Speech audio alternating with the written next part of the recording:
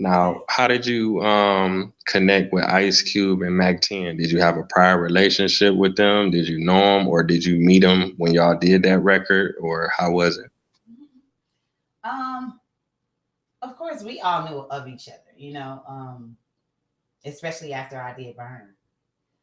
Burn was shit. That was a West Coast anthem, pretty much here. So with that underground success, that of course helped me get up another ladder where there were, people talking about me. I had meetings with Dr. Dre, I had meetings with Ice Cube prior to You Can Do It. And me, I'm just talented, going into meetings and, playing our music with Cube was pretty much fun. Me and Tan had an album that we're working on now because we never dropped our duo album. So we playing music for Cube and, we going back and forth. He getting pumped because he started playing his music. Then he'd be like, y'all got another one? And we had another one because we do a lot of music and we bring it to you live while we playing the music. We rapping our shit. We showing them the business. So, I pretty much had a buzz. And then I was performing with the Road Dogs, RIP to BR, in San Francisco. And when I got back from that trip, I got a call from K-Mac, and he's from a group called The Comrades. And he worked with Cube, and he's also in Friday After Next. And, so he worked with Cube as far as music and, acting. And he called me and was like, Cube, can you come and do a hook for Cube? And I'm like, where y'all at? He like, the studio. And I'm like, so I'm like, come get me. You know what I mean? I'm telling them to come get me because I'm down to go do a song or a hook with Cube. That's cool. But before that, I'm glad that we met prior to that because he kind of knew my work ethic. He heard my music. He heard, you know what I'm saying? He saw me personally. So when I got in the studio, I was like, okay, Cube, what you need me to do? And he was just like, this song going back and forth. I do my part. You do this part. So I go in the booth and I knock it down. You know what I'm saying? I leave the studio just confident that's going to be a great song, whatever he's going to do with it. And then a couple of weeks later, I found out that was his single. So, hard work.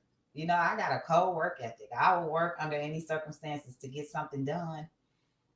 At this point, I'm about to be 50. I don't take no shit though now. It's like I'm not doing stuff that don't make sense, that don't make me money. I'm not wasting my time. And if you waste my time, you're gonna know you wasted my time and you can't do it again.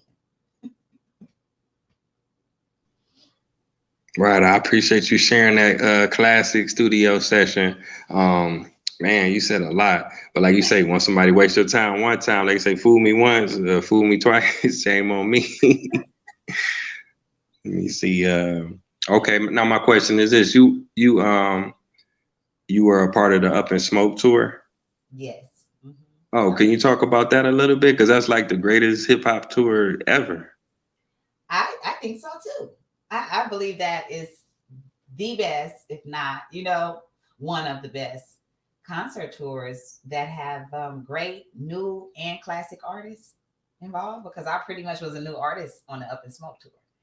And people didn't really realize it was a classic until maybe 10 years later. Then the Up in Smoke got on YouTube, and then you had to pay to see my part on YouTube. And I was like, hey, this is kind of different. There's some other stuff on here that you could just watch, but how come you got to pay for this part? And, I realized that it was a classic, but me, I'm such a humble person. I think my community never thought that I was famous for a while or never, because they asked me, was I still doing music? And that song was on the radio every day. So I knew that I had work to do. I knew that it wasn't as easy, even though everything sounded like it was a breeze doing this song, getting on this song, even having my record deal with Universal. I didn't have the right management. So, I put myself in a position where it took me 10 steps back. After I was done with Universal, it took me 10 steps forward again because now I was the owner of everything. So things happen for a reason. And I appreciate every little thing that happened, good and bad.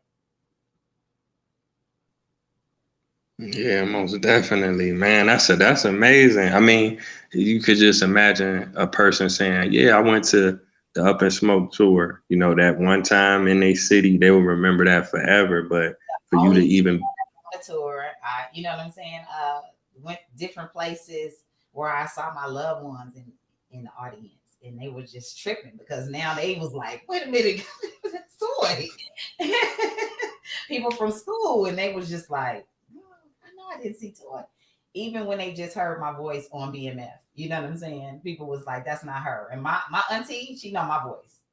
Mr. Tan know my voice. They called me both and said, they told me that wasn't you. And I was like, she. So shout out to my loved ones that know my unique voice anytime y'all hear it. Oh yeah, most definitely, because that's who I do it for, my loved ones. So to have them proud of you, that's definitely an accomplishment for sure.